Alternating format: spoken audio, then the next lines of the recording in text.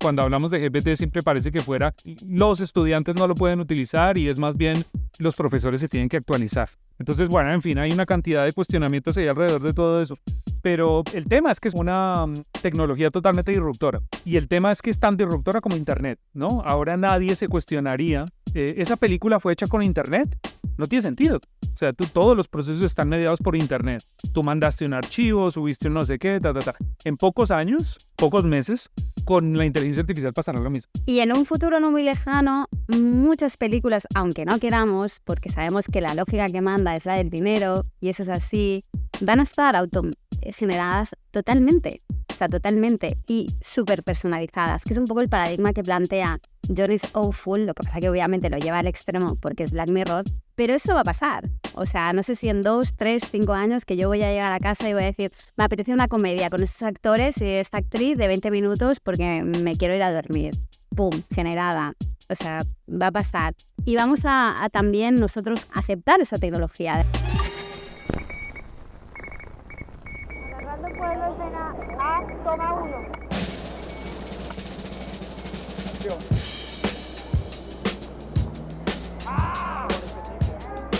Agarrando pueblo, no, solo vienen a... Antes de la famosa salsa que tanto representa a Cali, por allá en el 71 los cineastas Luis Ospina y Carlos Mayolo documentaron los Juegos Panamericanos en una película que bautizaron Oiga Vea. Como un homenaje al grupo de Cali y al cine nacional, nace este podcast donde vemos y hablamos de cine. Declarar inaugurados estos juegos para hacer reír a los demás por allá lejos. ¡Orden! Hola, ¿qué tal? Bienvenidos. Esto es un nuevo episodio de Oiga Vea Podcast y en esta ocasión muy contento porque les vamos a presentar nuestro tercer episodio en vivo, nuestro tercer podcast en vivo. En esta ocasión gracias a el Festival Cortos Cali, que este año 2023 llegó a su aniversario número 15 y estamos muy felices nosotros desde Oiga Vea Podcast de hacer parte de esos 15 años. Así que muchas gracias a Sebastián Duque y a todos los organizadores de este espectacular evento que para mí ya es uno de los mejores en cuanto a cine se refiere del suroccidente colombiano y por qué no a nivel nacional. En este podcast pudimos hablar con dos invitados muy interesantes, pero antes pues voy a presentar a mi compañera habitual. Por ella fue posible de hecho este podcast porque ella fue como el enlace, Manuelita Rosero. Manu, ¿cómo vas?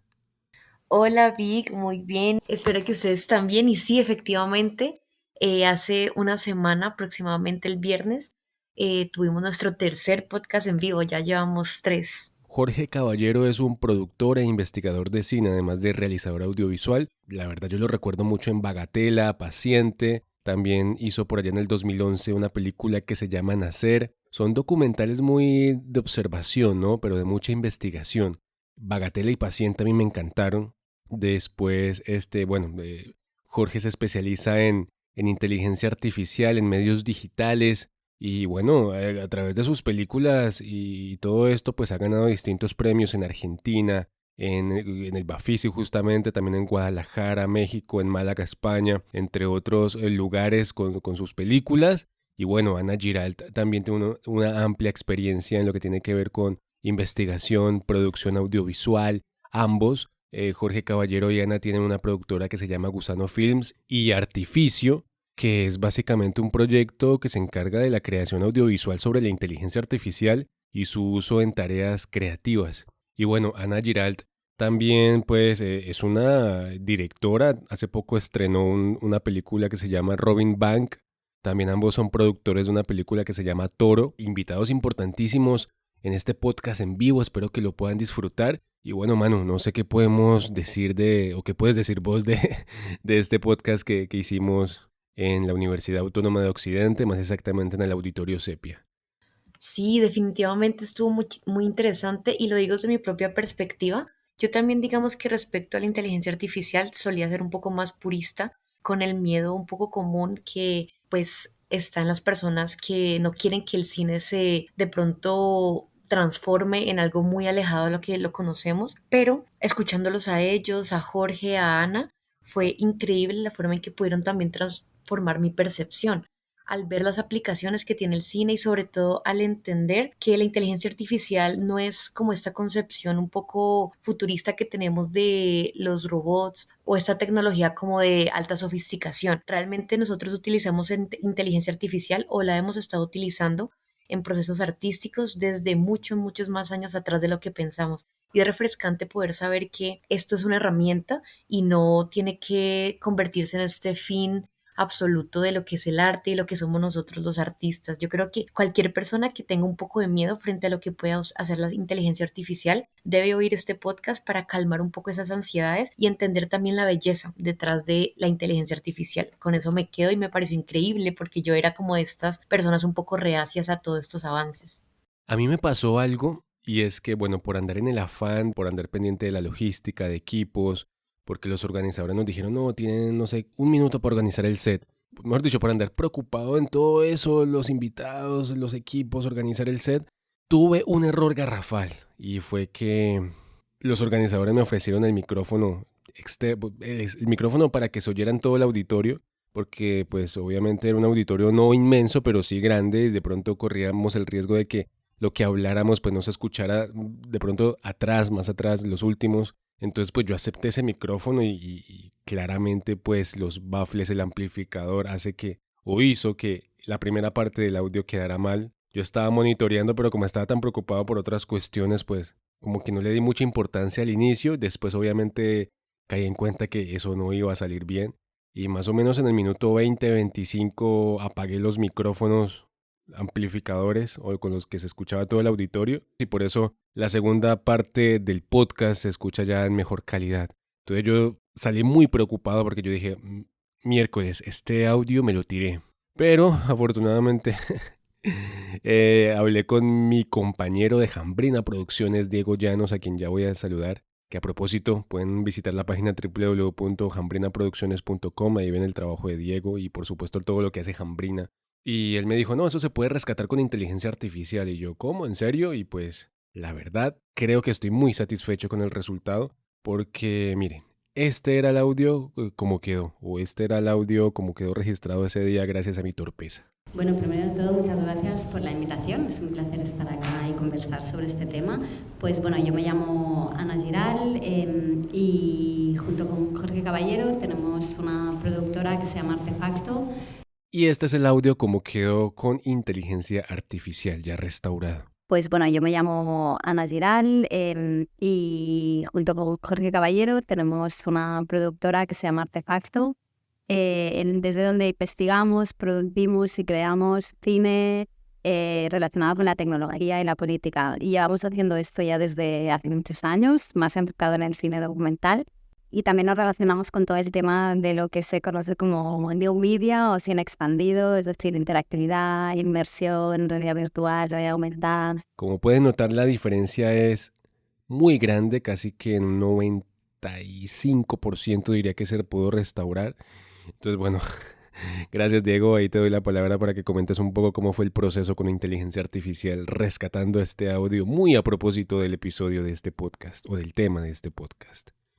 Un saludo, Víctor, saludo también Manuelita y todas las personas que escuchan Oiga Vea. Bueno, contento de estar en este espacio, siempre he estado como, digamos, detrás en Jambrina, colaborando con cosas del sitio web, editando podcasts, editando los videopodcasts incluso, pues yo soy el que opera la cámara en estas grabaciones cuando se hacen. Y bueno, muy brevemente, una experiencia pues que, digamos, son situaciones que se pueden presentar cuando se graba un videopodcast porque hay que estar en varias cosas al mismo tiempo.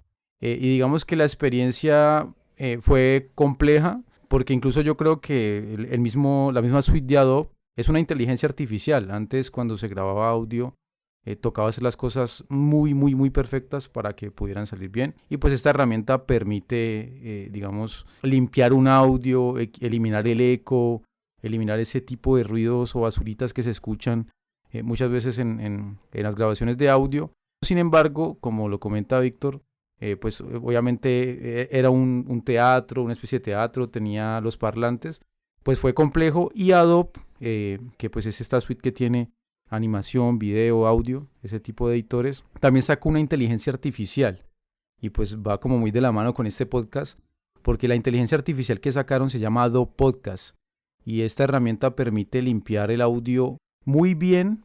Sin embargo, pues ustedes también cuando escuchen el podcast, pues van a escuchar ahí que pues hay ciertas cosas que se pueden llegar a notar, porque es una inteligencia artificial muy nueva y que incluso está codificada en inglés. Yo no lo había notado porque es muy nueva y muchas veces cuando no capta bien el audio, pues se puede, digamos, entender como inglés. Entonces toca también tener mucho cuidado con eso, pero digamos que después de la experiencia de limpiar y hacer ese trabajo manual en Adobe Audition, tocó recurrir en este caso a la inteligencia artificial de Adobe y pues se logró pues recuperar este podcast que ustedes escucharán a continuación y va muy a propósito de este tema de la inteligencia artificial. Sí, digamos que ustedes ahorita van a hacer como un ejercicio también de observación o de observación o de escucha, que me parece bien interesante y es pillarse los primeros 20 minutos de este podcast donde habla Ana, porque Ana era la que más cerca al micrófono estaba, pero fue la que más trabajo costó restaurar. No sé por qué, si alguien sabe puede dejar ahí en los comentarios el por qué en Spotify. Y según lo que cuenta Diego, bueno, esta inteligencia artificial de Adobe o de Adobe pues está configurado para el idioma inglés. Entonces no sé si de pronto a ella la captaba como si estuviera hablando en inglés. Entonces ahorita también va a ser chévere el ejercicio para que escuchen y se den cuenta que bueno, esto todavía no funciona al 100% porque sí, restauró el audio en un 90 y piola de por ciento, pero no está 100% perfecto, a pesar de que ella era la que estaba más cerca del micrófono. Entonces van a escuchar los primeros 20 minutos cuando ella interviene como una especie de Ana medio robotizada o en algunas palabras incluso como que pareciera que hablara como otro idioma. Pero es justamente porque la inteligencia artificial convirtió este audio en eso. Y sí, digamos que Jorge sí se escucha perfectamente, que era el que más lejos estaba y lo restauró perfectamente. Pero a Ana sí tuvo ese problema, pero fueron solamente los primeros 20 minutos cuando ella interviene. De resto, Jorge quedó perfecto. Así que es una maravilla cómo funciona esta inteligencia artificial, cómo se ha venido aplicando y bueno, no sé, algo más que quiera agregar Diego ahí sobre su trabajo restaurando este audio. Yo complemento algo muy breve y es decir que pues a mí me pasaba algo muy similar a lo de Manuelita y es que pues tenía un poco de miedo con la inteligencia artificial porque en varias discusiones con personas que trabajan sobre todo en el medio audiovisual o trabajan con el audio incluso o con el periodismo, es ese miedo a que de pronto la creatividad se limite mucho, ¿no? Porque cuando pues digamos uno utiliza una inteligencia artificial puede ser que te facilite mucho las cosas y te acostumbres tanto a ello que pues la creatividad se limite. Sin embargo, pues recuerdo mucho que nosotros hicimos, y yo creo que es la generación que somos millennials, hicimos una transición de una biblioteca a ver Encarta, después de Encarta a Wikipedia. Entonces yo creo que es más que todo mirar cómo la utilizamos para facilitar las tareas y no tanto para pues limitar esa creatividad, ¿no? Entonces yo creo que pues en este caso digamos que nos ayudó mucho para recuperar el podcast. Entonces yo creería que es saber usar la tecnología a nuestro favor. Creo que pues ha pasado con muchas herramientas tecnológicas y pues en este auge es una posibilidad también. Ese es el trabajo de Diego, lo pueden también buscar ahí como www.jambrinaproducciones.com, ahí pueden ver el trabajo de él y de Jambrina como tal. Y nada, Manu, no sé qué más queda por decir antes de presentar este podcast maravilloso que tuvimos la oportunidad de grabar con estos grandiosos invitados. Creo que mucho del miedo infundado y alarmante tiende a provenir de la ignorancia, de sobre todo no saber que la inteligencia artificial nos ha acompañado desde muchísimo antes de lo que lo esperábamos. El solo hecho, por ejemplo, de que podamos acceder a una computación, a celulares, a todos estos artefactos sobre los cuales pues basamos nuestras responsabilidades, nuestro trabajo cotidiano, es debido a la inteligencia artificial. Y una vez que empiezas a entender cómo estos elementos han ayudado y potenciado tu vida desde distintos ámbitos, empiezas también como a hacer esa conciliación de que la inteligencia artificial mucho más elevada puede también hacer lo mismo. En el podcast hablamos mucho del uso y el abuso y creo que eso es algo que tengo que dejar como conclusión. La inteligencia artificial está ahí y está constantemente siendo trabajada para evolucionar, pero somos nosotros y nosotras los que le estamos dando el uso. Y también puede convertirse en un abuso. Si tú vas a utilizar una inteligencia artificial para que realmente te solucione todas las tareas y que ya tú te vuelves como un ser casi que incapaz o insuficiente de realizarlas, eso ya es más una responsabilidad individual que la inteligencia artificial provee, pero que no te obliga o que no te impone. Es muy importante pensar en esto y en qué momentos debemos restringirla y en qué momentos debemos ayudarla. Por ejemplo, en este podcast que estamos diciendo de cómo pudimos salvar el audio a través de la inteligencia artificial, que si no la tuviéramos habría sido casi que imposible hacerlo de forma orgánica o análoga. Entonces creo que es algo muy positivo y solo conozcamos más de las cosas y eso nos va a apaciguar un poquito la mente. Ese es mi consejo y mi despedida también. Y gracias a quienes nos están escuchando. Vamos a escuchar entonces este grandioso podcast que grabamos en vivo sobre la inteligencia artificial en el cine y futuros posibles en el marco del festival Cortos Cali. Yo admito que hice un ejercicio que me recomendó aquí Manu y fue ver la serie Black Mirror, un episodio en especial, no recuerdo cómo es que se llama, Joan es horrible, algo así. Y no lo había visto, Manu fue la que me recomendó, me dijo, píllatelo, que eso nos va a servir mucho para hablar un poco sobre inteligencia artificial. Lo vi y traté de entender un poco más lo que está pasando con los actores también en Hollywood. Y es esto que ellos tienen miedo, pues obviamente sobre las regalías, sobre de pronto los derechos de autor también. Entonces, wow, vi que pues obviamente se entiende el miedo, pero también veo que en los últimos 2 años ha habido como un boom sobre este tema de las inteligencias artificiales y no sé de pronto desde cuándo se empieza a hablar sobre inteligencia artificial en el mundo. Eh, a ver, el concepto de inteligencia artificial realmente se establece desde los años 40. Aunque hay investigaciones anteriores y casi desde el inicio de la computación, diríamos que casi desde mediados del 19, desde el siglo XIX, habían ciertos intentos realmente de hablar de inteligencia artificial, pero es desde los 40, sobre todo con el trabajo de Alan Turing, que se empieza a hablar realmente cómo estas máquinas pueden llegar a ser capaces de pensar, procesar, emular ciertos comportamientos humanos, ¿no? Realmente. Pero bueno, es verdad que aunque eso sucede desde los 40, cuando uno investiga todo esto se da cuenta que han habido como olas que se denominan como inviernos y veranos de la inteligencia artificial. Y la inteligencia artificial, si bien es cierto que en los 40 se empezó como un gran verano, es decir, una gran posibilidad, eso se fue como bajando de interés hasta después de la Guerra Fría volvió a subir el interés. En fin, hemos pasado como por diferentes épocas y desde hace más o menos una década, yo diría que más bien un lustro, volvemos a tener como un apogeo, un auge de todo lo que son las posibilidades de la inteligencia artificial, sobre todo por los modelos tan potentes que tenemos hoy en día. Bueno, ya tenemos un poco de contexto de desde dónde se considera inteligencia artificial o desde dónde empezó a tener su auge, pero queremos ponernos un poco meta y preguntarle a una inteligencia artificial qué es una inteligencia artificial. Entonces vamos a ver qué nos dice la inteligencia artificial más famosa y célebre del mundo, ChatGPT. La inteligencia artificial se refiere a la capacidad de las máquinas para realizar tareas que normalmente requieren inteligencia humana. Esto implica que las máquinas pueden aprender, razonar, percibir, entender y tomar decisiones de manera autónoma. Ana, hasta ese párrafo, ¿qué piensas de esa descripción? ¿Le hace justicia? Bueno, me parece una definición muy típica de ChatGPT. Yo creo que la primera frase, pues estoy bastante de acuerdo, y en la segunda también, pero creo que hay que matizar, ¿no? Porque cuando empezamos a usar este lenguaje como aprender, razonar, percibir, entender, de manera casi directa antropomorfizamos algo que no deberíamos, ¿no? Es decir, en realidad no aprende así como aprendemos nosotros, ¿no? Ni razonan como razonamos nosotros, ¿no? O sea, hay que entenderlo dentro de un contexto estadístico. Al final son máquinas que realmente pueden hacer operaciones de estadística y matemática súper avanzada, ¿no? Así para decirlo de una manera muy simple, ¿no? Con lo cual estoy de acuerdo, pero hay que matizar realmente cómo entendemos esas palabras, ¿no? Porque sí que es verdad que uno de los grandes plus que tiene todos los algoritmos que se basan en aprendizaje automático, que se llama, para ser un poco más precisos, la idea es esta, ¿no? De que aprenden a hacer tareas y las pueden ejecutar de manera automática sin que realmente nosotros, los humanos, estemos ahí todo el rato detrás, aunque siempre somos los iniciadores.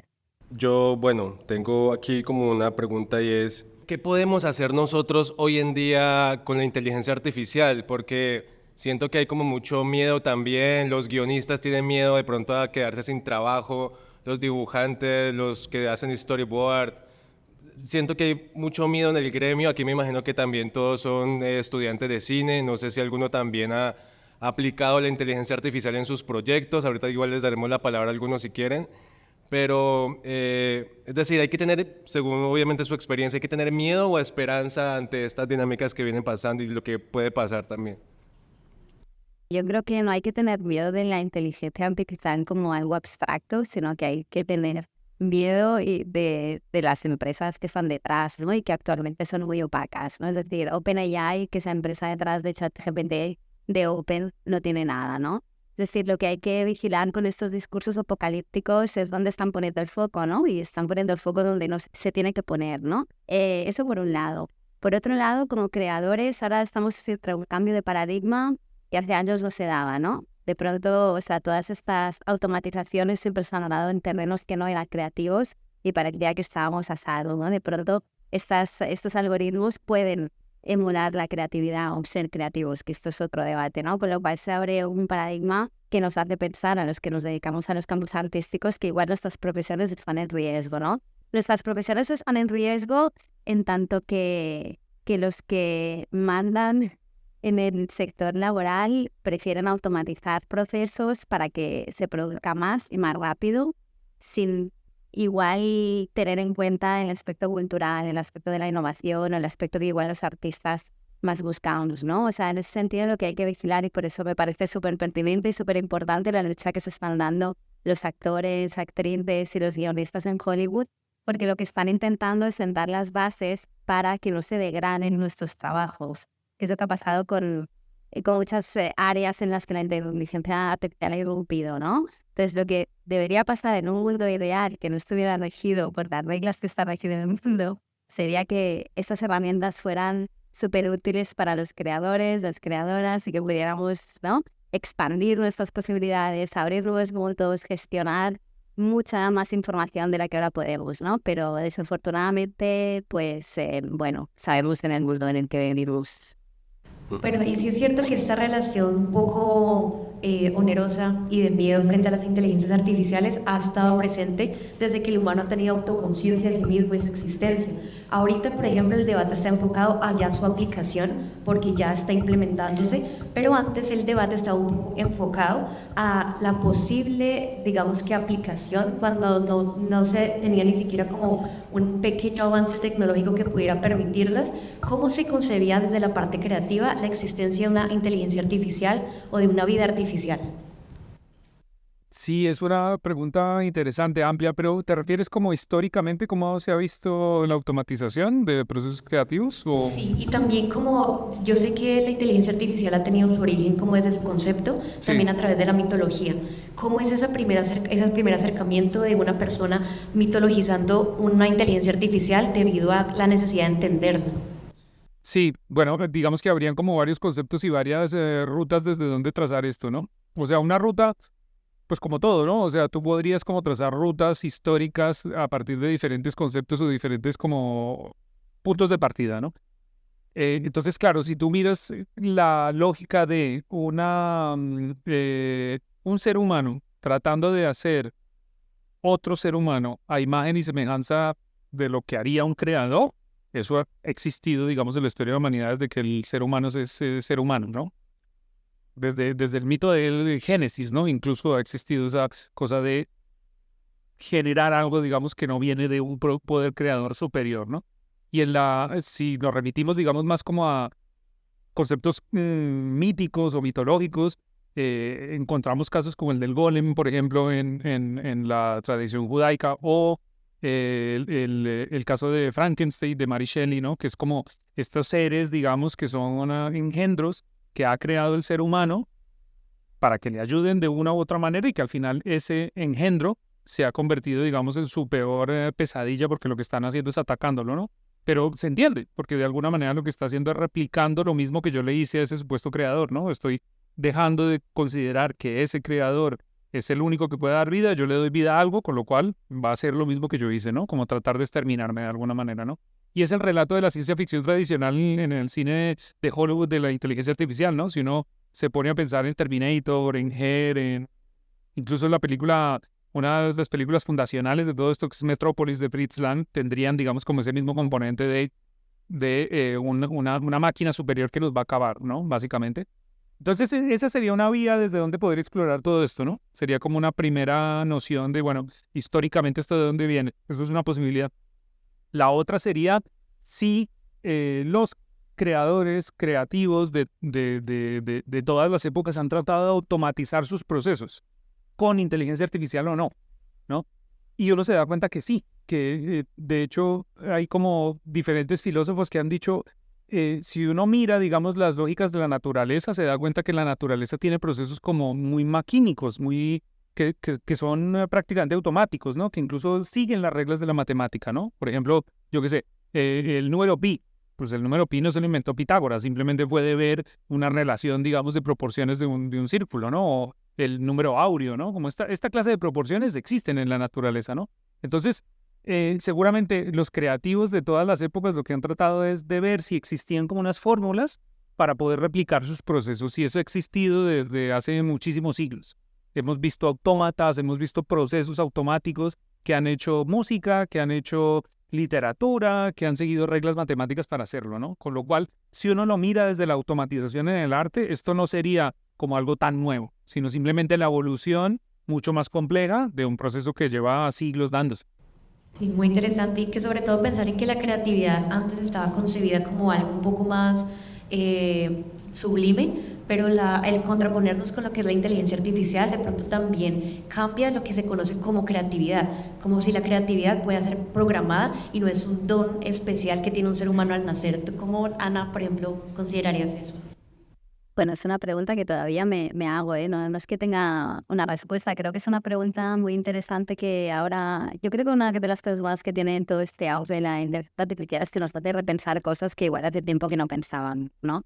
Entonces el tema de la creatividad es algo estrictamente humano o no. A mí me gusta mucho la aproximación que hace Joanna Zilimska, que es una profesora de la universidad, no me acuerdo de la universidad, pero en Inglaterra. Ella habla de si la creatividad, y bueno, en realidad el arte siempre ha sido tecnológico, ¿no? Es decir, hemos utilizado tecnología para crear arte, ¿no? Y si la creatividad realmente nos tenemos que plantear si los humanos podemos ser creativos sin las máquinas, ¿no? También, o sea, hasta qué punto, ¿no? Entonces, bueno, cuestionar este paradigma, verlo desde otros puntos de vista y entender que igual eso que nos hacía tan humanos, igual ya no es una característica, también nos hace replantear un poco, ¿no? Y que es ser humano, ¿no? Es decir, es un momento muy interesante para la reflexión, ¿no? Dicho esto, el debate ahora, ¿no? Sobre si las máquinas son creativas o no, yo soy un poco reacia ahora a ponerle esa etiqueta de creativas, porque siento que si le ponemos esa etiqueta les estamos dando como cierta agencia, ¿no? Es decir, como cierta voluntad en el proceso, ¿no? Y de momento, pues estamos como muy lejos de esa, o súper lejos de esa inteligencia artificial general que realmente es autónoma, que tiene la singularidad y que piensa por sí sola, ¿no? Entonces, bueno, en ese sentido me gusta dejarla todavía en el terreno humano y cuestionar y revisitar qué es lo que nos hace ser humanos, pero no atribuirle esa calidad a los algoritmos todavía. Ustedes tienen una amplia trayectoria, Jorge, pues yo recuerdo mucho una película que a mí me encantó hace muchísimos años, que era Bacatá, ¿no? Bagatela y también Paciente, que salió mucho tiempo después. Esas dos películas a mí me encantaron. Una habla sobre el sistema de salud en Colombia, bueno, más o menos ese es como el tema. Y hace poco vi El síndrome de los quietos, una película que es como medio falso documental, ¿no? Sale Luis Ospina, Gustavo Petro, también tiene como un tinte político. Y Ana, pues, no, la verdad, no pude ver mucho tu filmografía, que hace poco lanzaste un largometraje documental, Robin Bank, leí la sinopsis, me interesé mucho por el tema y investigué incluso un poco más, me pareció increíble esa historia de cómo, bueno, si pueden pues pillarlo por ahí, de cómo un hombre robaba bancos, ¿no? Para hacer como obras sociales, tengo entendido algo por el estilo. Bueno, también más adelante nos comentarás dónde podemos ver aquí en Colombia esa película. Y bueno, El síndrome de los quietos también la pueden ver en RTVC Play, ahí tiro la cuñita y creo que Paciente también está por ahí. Pero bueno, lo que voy es...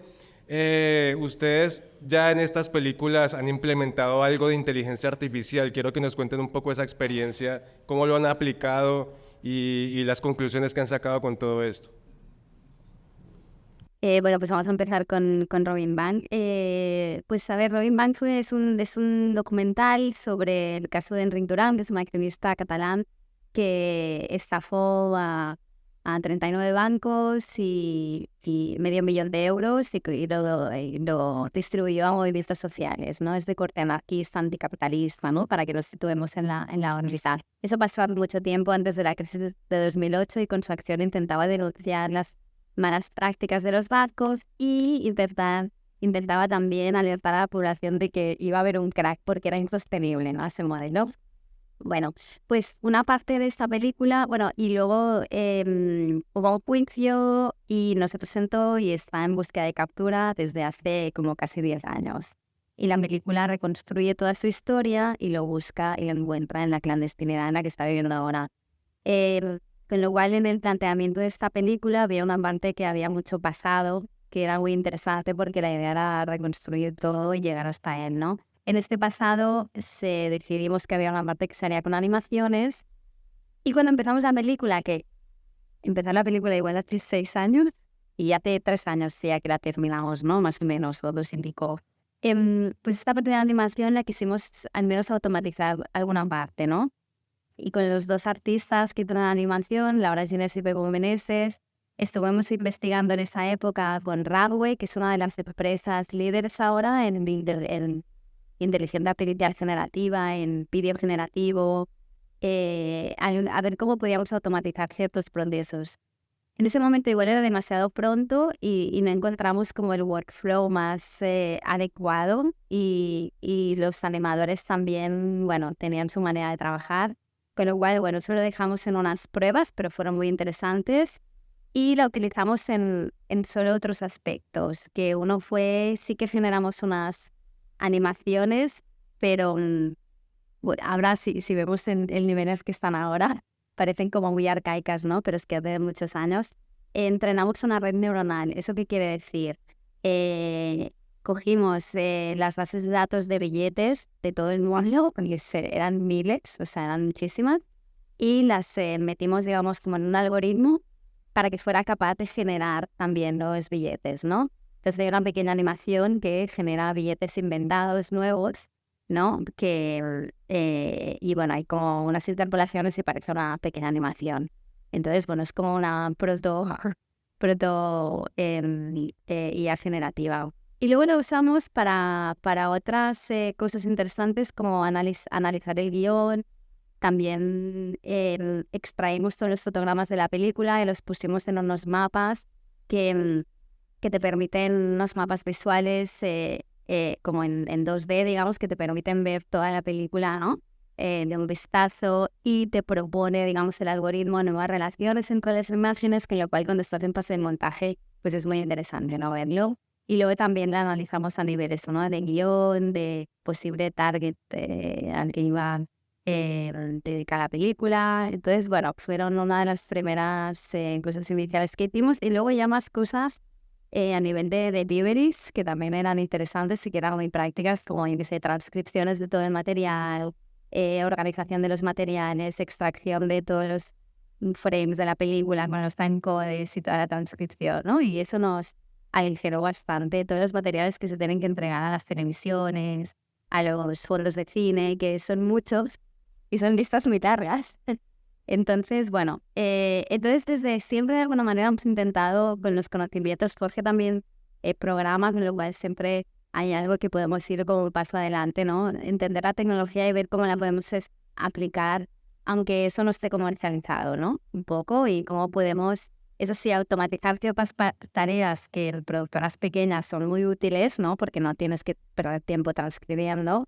Y luego para fomentar otras vías creativas, ¿no? Pues eso, ¿no? En el montaje, que estás ahí como atorado, pues de pronto puedes ver la película pues de otra manera, ¿no?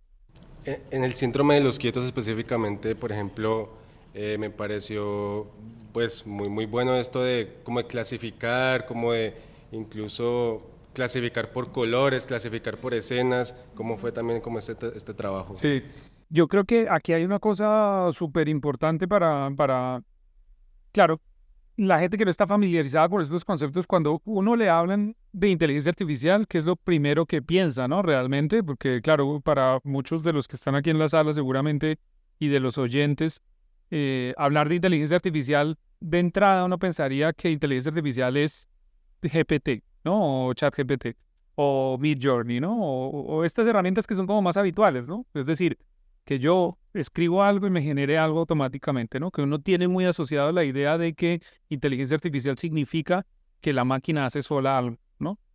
Nunca es así, realmente. Y lo que es muy interesante de estas prácticas, de esta tecnología, es que realmente lo que está detrás de todo esto son datos, muchos datos, millones de datos que permiten predecir, organizar, clasificar, segmentar, lo que sea, ¿no? Con lo cual, habrían muchas utilidades, ¿no? No solamente, estas son, digamos que estas tienen la particularidad de que son muy espectaculares, ¿no? Claro, nunca en la historia de la humanidad habíamos visto que tú escribas algo y te genere algo, ¿no? Pero, insisto, detrás de todo esto hay un universo brutal, con lo cual nosotros hemos utilizado más bien todo eso que está detrás. Cómo utilizamos esto para clasificar imágenes, para que las máquinas nos ayuden a hacer cosas que para un ser humano serían mucho más difíciles.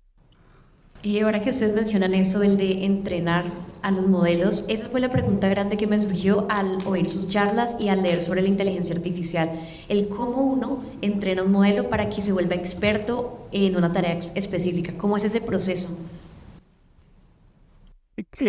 Claro, el tema de entrenar algo significa que tú le pasas muchos datos a R, básicamente, ¿no? O sea, imagínense aquí para la audiencia que está aquí, imagínense que yo pongo, les doy una imagen de un chontaduro cada minuto durante un año, ¿no? Y cualquier persona, digamos, con una capacidad intelectual de memoria brutal, llega a recordar todas las características de esos chontaduros, ¿no? Y las estudia y sabe que unos son de este color, los otros son más grandes, los otros son más pequeños, ¿no? Y puede como extraer características de todo eso porque tiene la capacidad, ¿no? Como seres humanos no podemos hacer eso, no recordaríamos el chontaduro número 1000, pero las máquinas sí. Ese proceso, digamos, de pasarle muchos datos a una máquina y que la máquina por sí misma sea capaz de extraer información útil, es lo que llamaríamos entrenamiento, ¿sí? Como que podamos hacer que una máquina pueda extraer características que luego las utilicemos de 1000 maneras.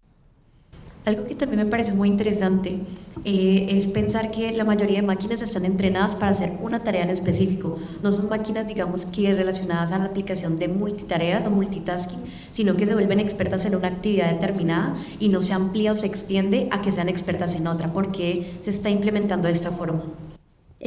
Bueno, eso está cambiando ahora también. Bueno, es que sí, porque se está implementando. Bueno, la tecnología también es limitada, ¿no? Es decir, lo que se podía hacer ahora es lo que se llama narrow AI, o sea, inteligencia artificial estrecha. Entonces, la capacidad de cómputo que tenemos ahora, las máquinas que tenemos ahora y todos los datos que tenemos ahora permitían esto, ¿no? Digamos, entrenarlas para algo muy específico. Es decir, yo puedo entrenar a la máquina para que sea capaz de reconocer chantaduros y hacerlos, o le ingesto todas las novelas y artículos de Gabriel García Márquez y es capaz de escribir como Gabriel García Márquez, pero solo es capaz de hacer eso.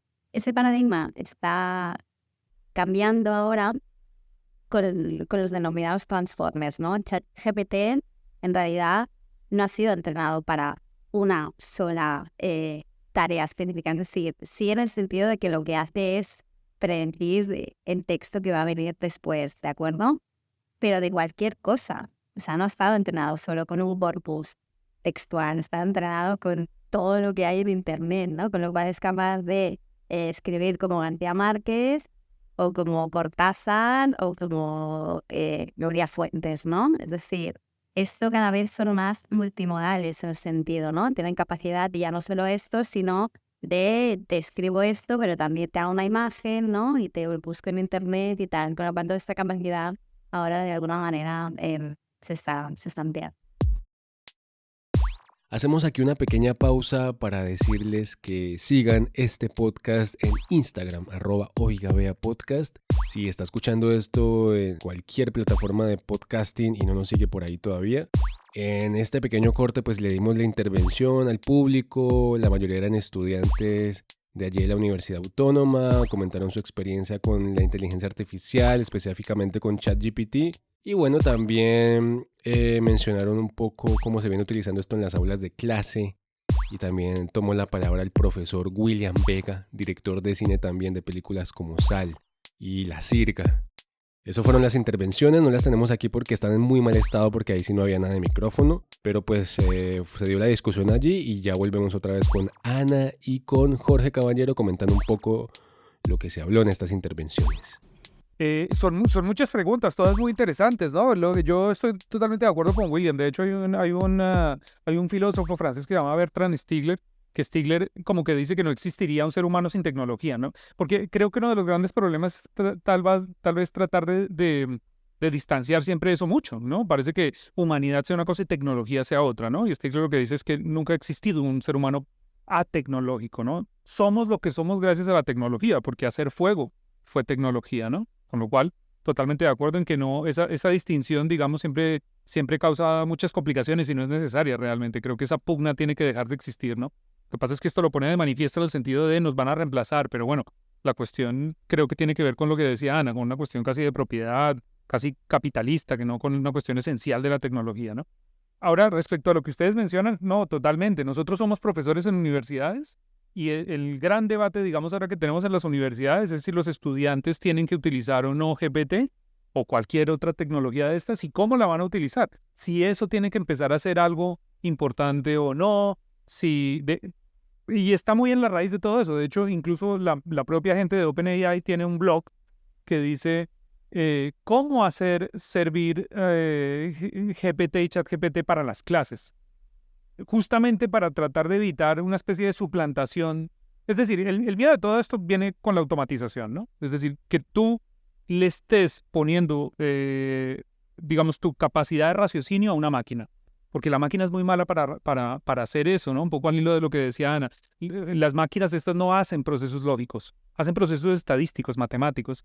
Incluso si ustedes le ponen un ejercicio de lógica a una máquina como GPT, comete errores, ¿no? Si tú la pones a pensar como pensaríamos nosotros, comete errores, ¿no? Siempre, ayer con Ana comentábamos, por ejemplo, hay un caso en particular que es el de las hermanas de Sally, ¿no? Es un ejercicio que se hace, ¿no? Tú le dices a la máquina, Sally tiene 3 hermanos y cada uno de los hermanos tiene 2 hermanas, con lo cual, ¿cuántas hermanas tiene Sally? La respuesta a eso es 1, ¿no? Si uno se pone a pensarlo y lo hace, igual ahora lo dije muy rápido y cuesta, pero si uno se pone a pensarlo y dice, 1, ¿no? GPT es incapaz de hacer eso. Hay muchos modelos que no pueden hacer eso porque esa capacidad de abstracción no la tienen. Son capacidades estadísticas, ¿no? Pero claro, son muy efectivas. Con lo cual, si tú le dices, hazme un ensayo sobre el cine colombiano porque me lo puso William, pues es posible que den el pego y lo hagan. Pero la cuestión es, primero, los estudiantes, ¿por qué estarían interesados en hacer eso? Y segundo, y aquí hay una problemática bien curiosa y es que seguramente es un tema mucho más profundo y tiene que ver con el sistema educativo. Es decir, estamos en un nuevo concepto de educación, ¿no? También, que ya viene de hace muchos años. Los estudiantes igual ya trabajan sobre lógicas en las que ya no es profesor-alumno, sino que es YouTube, es otras herramientas, otras cosas, ¿no? Con lo cual esto debería ser una herramienta más que les ayude al raciocinio y no una suplantación de todo eso. Es una pregunta bidireccional, porque realmente cuando hablamos de GPT siempre parece que fuera los estudiantes no lo pueden utilizar y es más bien los profesores se tienen que actualizar un poco. Entonces, bueno, en fin, hay una cantidad de cuestionamientos ahí alrededor de todo eso. Pero sí siento que el tema es que es una tecnología totalmente disruptora, ¿no? Y el tema es que es tan disruptora como Internet, ¿no? Ahora nadie se cuestionaría, ¿esa película fue hecha con Internet? No tiene sentido. O sea, todos los procesos están mediados por Internet. Tú mandaste un archivo, subiste un no sé qué, En pocos años, en pocos meses, con la inteligencia artificial pasará lo mismo. Todo estará mediado con un proceso que es absolutamente transparente para nosotros. Pero ahora es un momento interesante para hacerse estas preguntas, porque si no, las corporaciones lo van a asumir totalmente y lo van a... y creo que uno de los grandes problemas también es que, claro, Internet o cualquier otra tecnología han tenido muchos años de adaptación, ¿no? Como que la gente, yo qué sé, cuando llegó Internet o los teléfonos, tuvimos décadas para que todos tuviéramos un teléfono, para que supiéramos qué es esto. ChatGPT llegó a tener 100 millones de usuarios en 3 meses. Eso no ha pasado nunca tampoco, ¿no? Con lo cual es normal que todo el mundo esté diciendo, bueno, ¿qué pasa? ¿Cómo me posiciono delante de todo esto, no? Sí, a ver, no, muy de acuerdo con todo lo que se ha dicho. Yo creo que para mí siempre hay como dos maneras de enfocarlo, ¿no? Una cosa es como mi opinión, lo que yo pienso, lo que yo creo, ¿no? Que tenemos una visión como más, ¿no? Desde el mundo del arte, de la experimentación, de usar estas herramientas para expandir nuestra creatividad y todo lo que hemos estado hablando y tal. Y otra cosa es un poco la realidad, ¿no? O sea, y cuando hablo de eso no quiero decir que lo defienda, sino que es algo que va a una velocidad que es muy difícil parar, ¿no? Es decir, esto está aquí y cada vez va más rápido, con lo cual hay que entender esa tecnología, entender cómo funciona y hacernos la nuestra de alguna manera, porque si no nos va a pasar por encima como una pisonadora. Con lo cual todo este romanticismo me parece muy interesante y hay que mantenerlo, pero eso no quiere decir que no tengamos que entender cómo funciona y usarlo, porque si no, al final lo que va a pasar es que las diferencias van a ser entre quien la usa y quien no la usa, ¿no? Porque va a haber mucha diferencia, brutal, porque cada vez va a estar más en todo, ¿no?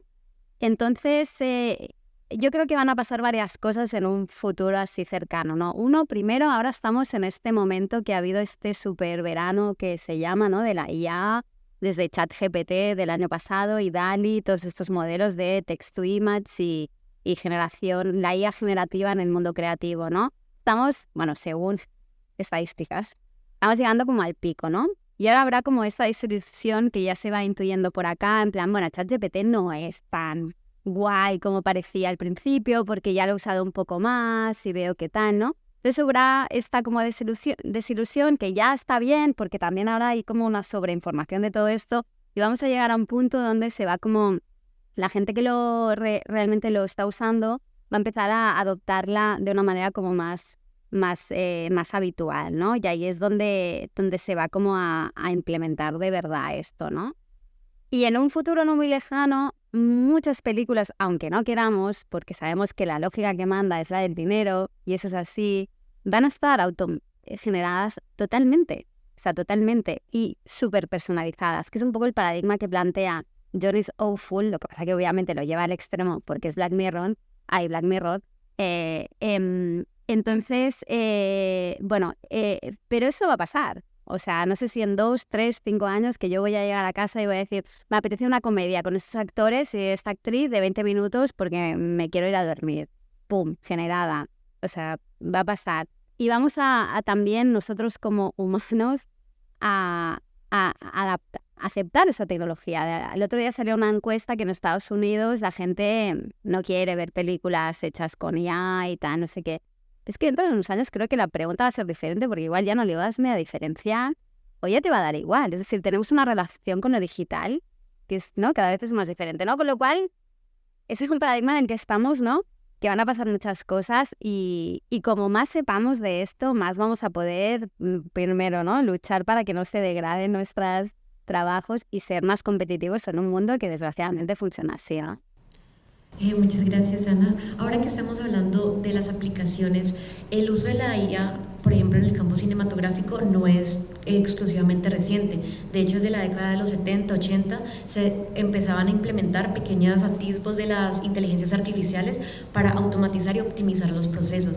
Cuéntanos un poco de esto, porque en la edición empezó a prevalecer mucho la utilidad de la inteligencia artificial y en este momento como creadores, ¿cómo nos podemos beneficiar sin dejar la parte, digamos que esencial del arte? Bueno, no, dos cosas así como importantes alrededor de eso. La primera es que si lo vemos desde un punto de vista del cine propiamente dicho, y ustedes que estudian cine, uno no puede diferenciar la historia del cine de la historia de la tecnología, digamos, ¿no? Si tú piensas, por ejemplo, yo qué sé, no sé, cuando en los años 60 las cámaras se volvieron más ligeras, ¿no? Y se separaron la cámara y el sonido. Eso trajo consigo una nueva manera de poder representar la realidad, ¿no? El cine de observación no se podría entender si no es gracias a ese avance tecnológico, ¿no? Y eso lo verías, digamos, de muchas maneras, ¿no? Que la cámara se mueva permite, digamos, que pues la gente diga, oiga, pues me puedo mover de una manera, ¿no? Que existan dispositivos de realidad virtual, la gente permite que la gente diga, oiga, puedo representar más o menos como yo lo veo. Esto va a tener una connotación igual, es decir, vamos a empezar a entender el cine, las posibilidades de representación de maneras que antes no sentíamos que se podían hacer, ¿no? Con lo cual creo que es es absolutamente inherente a la lógica de entender la narración, de entender los relatos, de qué manera lo podemos hacer, ¿no? Y eso me parece súper interesante, ¿no? Nosotros, bueno, no sé, creo que ahora mismo es un campo de muchísima como experimentación. Con Ana tenemos un posgrado en la Universidad Autónoma de Barcelona que se llama Cine, Algoritmos e Inteligencia Artificial, en el que básicamente hacemos un programa donde reflexionamos mucho de eso y la mayoría de estudiantes de cine lo que terminan es como entendiendo hasta dónde pueden llevar un poco esas prácticas, ¿no? ¿Qué significa trabajar analizando sus películas, ¿no? Por ejemplo, trabajando, iterando mucho sobre procesos, ¿no? Porque también lo que pasa es que estas tecnologías te dan nuevas metodologías de trabajo que igual antes no concebías, ¿no? Y eso me parece que también es súper interesante, ¿no? No todo es negativo también dentro de todo esto. Con lo cual creo que sí se abre un universo de experimentación que es bien, bien poderoso, ¿no? En el curso lo vemos, digamos, cómo los estudiantes empiezan a abrir, digamos, como nuevas opciones, digamos, de sus películas, cómo empiezan a hacer pequeños experimentos, cómo se imaginan, digamos, que pueden introducir esos pequeños experimentos en las prácticas que están haciendo de películas convencionales y no les genera mayor reto, no tienen como una cosa. Creo que si uno se apropia bien de esto, si lo adopta, más que si lo adapta, perdón, en vez de adoptarlo, creo que entonces lo puedes hacer tuyo como si tunearas un poco tu propia cámara y eso me parece muy poderoso. Claro, claro. No, súper de acuerdo, ya solo como para rizar el rizo, ¿no? Pero yo creo que es como, ahí siempre como siento, como no sé si error, ¿no? O esta aproximación a esto, pues desde, obviamente desde el miedo, que todos los tenemos, pero insisto que el miedo creo que tiene que estar más en el sistema que no en la propia tecnología, porque como la usemos, pues también depende de nosotros y nosotras. Es decir, cuando se habla de esa tecnología, todo este cuestionamiento que tenemos es porque realmente genera cosas que no sabemos cómo se generan, ¿no? Entonces es como, wow, ¿no? O sea, esto va a poder reemplazarme, ¿no? Hacer esto que yo hacía, ¿no? Y ahí radica un poco todo el miedo, es súper comprensible, ¿no? Porque sabemos cómo funciona todo, ¿no?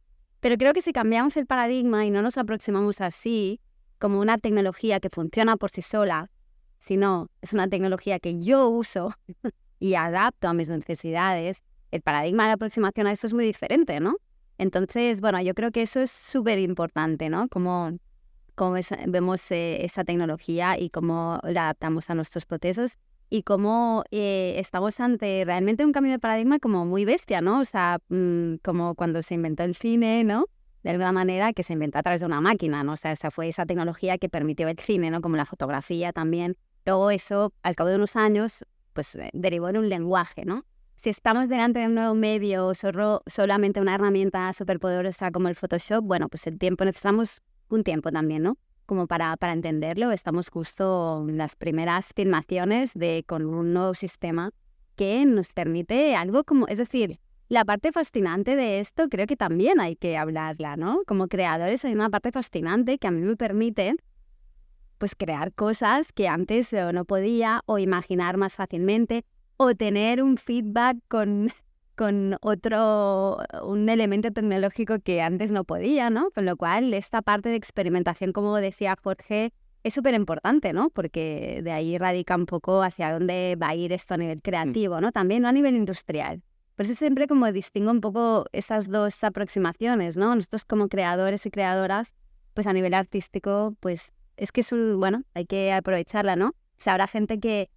Es decir, yo creo que se dan debates como, pues eso, ¿no? Cuando salió la fotografía, ¿no? Que muchos pintores, pues la rechazaban completamente, ¿no? ¿Y qué pasó con la fotografía? El inicio de la fotografía dio inicio a nuevo medio, a nuevo arte y hizo cambiar la pintura, porque muchos pintores empezaron a pintar diferente y nacieron las vanguardas, ¿no? Porque de pronto era como, bueno, ya no tengo que ser tan mimético con la realidad porque hay una cámara que permite eso, puedo experimentar diferente, ¿no? Con lo cual, como eso también afectará al cine, seguramente puede ser súper interesante, ¿no? Con lo cual, ver esa parte también me parece como muy poderoso, ¿no? Vamos a hacer una conclusión muy, muy breve. Me gustaría hacerle como una pregunta y ya por el derecho si la quieren responder y ahí hacen como la conclusión, lo hacemos todos. Y es que alguien en estos días me decía algo muy loco y es que, vamos a hacer futurología aquí, pero sería algo como que de pronto la inteligencia artificial lo que va a hacer es que va a abaratar costos porque ya no va a haber un ejército de artistas, eso puede ser, pero también decía que va a haber un contenido muchísimo más genérico y que de pronto el cine hecho por humanos y no por inteligencia artificial va a ser como el nuevo cine de autor. No sé si eso de pronto sea como un término que se pueda aplicar aquí. No sé ustedes qué piensan de eso y ya como para hacer una conclusión, para decirle al público que pues, la mayoría son estudiantes de cine, ¿qué le podemos decir a ellos sobre la inteligencia artificial y cómo podemos aplicarla? Rápido, es interesante eso que dices. Lo que pasa es que seguramente también va a empezar a existir el cine de autor IA, que será también una subrama ahí bien interesante, ¿no? A mí me parece que, como decía Ana, es una cuestión de no de dejar que pasen las cosas, sino de apropiarse un poco de las cosas, ¿no? De hecho, y aprovechando un poco el espacio, dentro de poco vamos a abrir una convocatoria de proyectos, sobre todo latinoamericanos, para que puedan experimentar con esta clase de cosas, ¿no? Y con diferentes modelos. Entonces, bueno, nos interesa mucho eso, realmente, que la gente pueda ver que hay posibilidades terriblemente potentes alrededor de todo esto, y obviamente somos como súper conscientes de todos los problemas que acarrean, porque no hemos hablado de muchos, pero hay muchísimos problemas, desde la propiedad intelectual, desde la estandarización, desde lo que tú dices, claro, si lo metemos en la lógica del capital, y cualquier otro, es decir, con o sin inteligencia artificial, la lógica es más rápido y más barato, ¿no? Cualquier cosa. De hecho, uno de los grandes problemas de la industria del cine hoy en día es que hay demasiado contenido, y eso de momento no se lo debemos a la inteligencia artificial. En breve se lo deberemos a ella también, ¿no? Pero el hecho de que haya tanto de eso seguramente va a hacer que el ecosistema de trabajo se modifique de una manera radical, ¿no? También, con lo cual, si lo abstraemos de eso y lo dejamos solamente en el campo de posibilidades expresivas, el campo es brutal, es tremendo. Me gustaría, para despedir, pues de pronto un proyecto por ahí que tengas que vaya a salir, para que de pronto la gente esté pendiente de tu trabajo. Creo que lo último fue Doracena, que es como un film minuto, no sé dónde lo podemos encontrar también, o si hay en proceso algún proyecto más largo. Sí, mira, no, tenemos varias películas en la productora. O sea, la productora básicamente tiene como 3 líneas que los invito a conocer. La productora se llama Artefacto y Gusano Films, pero sobre todo con Artefactos que trabajamos un poco más esta línea. La productora tiene toda una serie de workshops, de encuentros, este curso que estamos haciendo con la Autónoma de Barcelona. Hacemos producción de películas, y en particular estamos haciendo 2 películas, Artefactos de Guerra y Atlas de la Desaparición, que son básicamente películas documentales que tienen gran base en la tecnología y sobre todo en inteligencia artificial. Y finalmente estamos haciendo ahora aplicaciones, estamos empezando a hacer software para ayudarle a productores independientes a utilizar la inteligencia artificial en sus procesos de creación y sobre todo procesos de producción, agilizar cosas, ponerle la vida más fácil y sobre todo conectar, porque eso es otra cosa que no hemos hablado, ¿no? Que estas tecnologías también te dan la posibilidad de permear territorios que son extensos, y esto también nos permite como acortar distancias. Bueno, muchas gracias, Jorge, de verdad, por acompañarnos también. Muchas gracias, Ana. Te voy a preguntar, Ana, una conclusión también muy breve. ¿Y dónde podemos ver tus proyectos? Me interesa mucho, sobre todo Robin Bank, entonces también háblanos un poco sobre eso. Pues bueno, ya para cerrar, y a raíz un poco de lo que decías, yo solo quiero como en conclusión, ¿no? Tú hablabas un poco de la automatización, la estandarización, no hemos hablado también del coste energético y ambiental que conlleva esto, que también es muy elevado. Yo simplemente quiero remarcar que no es la inteligencia artificial que hará esto, sino serán los directivos de las empresas. Es decir, van a ser personas que van a decidir reemplazar trabajos, ¿no?, con el uso de esa tecnología, ¿no? Creo que es importante eso, porque la inteligencia artificial sola no hace nada, ¿no? Entonces eso es como súper importante, ¿no? Va a ser Netflix que va a decidir, ¿no? Y la batalla ahora que se están teniendo en Estados Unidos son las plataformas, una de las grandes targets contra las que van, ¿no? Es Netflix. Directivos de Netflix. Exacto, o sea, son personas, ¿no? Directivos de Netflix que van a decir, no, y es que, ¿qué es lo que está pasando ahora? Yo prefiero que la idea original la haga ChatGPT o cualquier modelo de lenguaje natural, porque luego tú no vas a tener la propiedad intelectual de eso, y tú lo que vas a hacer es corregir un texto que no es perfecto porque ahora no estamos a ese nivel, ¿no? Con lo cual, para mí es súper importante, o sea, cambiar el vocabulario, ¿no? Porque no desplacemos un poco el tema, ¿no? La estandarización y la automatización siempre va a ser a partir de los humanos, y evidentemente lo que hace esta tecnología es acelerar unos procesos que ya se dan, ¿no? Es decir, el contenido que vemos está muy estandarizado ya, ¿no? En realidad tú te puedes ver las plataformas TikTok, YouTube, es que todos hacen lo mismo. Un día en mi vida, el baile de no sé qué, las películas que funcionan en Netflix, todas se tienen, es decir, es el camino el de Hero's Journey y Save the Cat multiplicado por una tecnología que eso te lo hace pues, fácil, ¿no? Es decir, todo esto, pues evidentemente va a ir más rápido. Entonces, bueno, eso de entrada, ¿no? Simplemente como no delegar esa responsabilidad en un algoritmo, sino delegarlo a los humanos, porque somos nosotras y nosotros los que tenemos que ver hacia dónde va. Dicho esto, Robin Bank, pues ahora en Filmin se puede ver, lo que pasa que no se puede ver en Colombia, pero me has hecho pensar porque por ejemplo están abiertos cuando esté en Arte en la plataforma se va a poder ver en Arte en unos meses, pero igual estaría bien que negociáramos con una plataforma en América Latina, porque sí que hay desde bastantes puntos de Latinoamérica que nos la están pidiendo, o sea que esperamos poderla tener en una plataforma que se pueda distribuir en América Latina, porque de momento está en Filmin y ya ha estado en Europa en muchas teles, en muchos cines y tal. Mil gracias, Ana. Jorge, no sé, Manuelita, si tiene algo muy breve por decir. Sí. No, pues una recomendación para nuestra audiencia. No sé si Ana y Jorge han tenido la oportunidad de ver una serie llamada Westworld, que abarca la inteligencia artificial. Yo creo que una de las formas más hermosas que he visto, en donde expande como sus aplicaciones en vez de hacernos sentir miedo por el imaginario. Y que eso me hace entender, y como el mensaje final que me queda de este podcast y de lo que aprendí de ustedes, es que digamos que podemos concebir a Dios como el gran programador, y nosotros ahorita también estamos intentando emular como ese rol de programación que digamos que puede tener una relación con la creación, pero también somos seres codificados, estructurales, y que podemos obedecer a las mismas fórmulas. Entonces es muy interesante pensar en esa relación que nosotros tenemos con las máquinas, y como ellos lo reiteran, no son distantes y nunca lo han sido. De hecho, siempre han estado en esa coexistencia, y debemos intentar acortar esa distancia de la forma más orgánica posible y sin dejarnos llevar como por esta media o esta parte mediática que nos hace querer solo ver una parte de la radicalidad. Entonces, recomendación, y muchas gracias, y sobre todo a ustedes por esta preocupación del tema. Un aplauso para ellos, por favor. Gracias.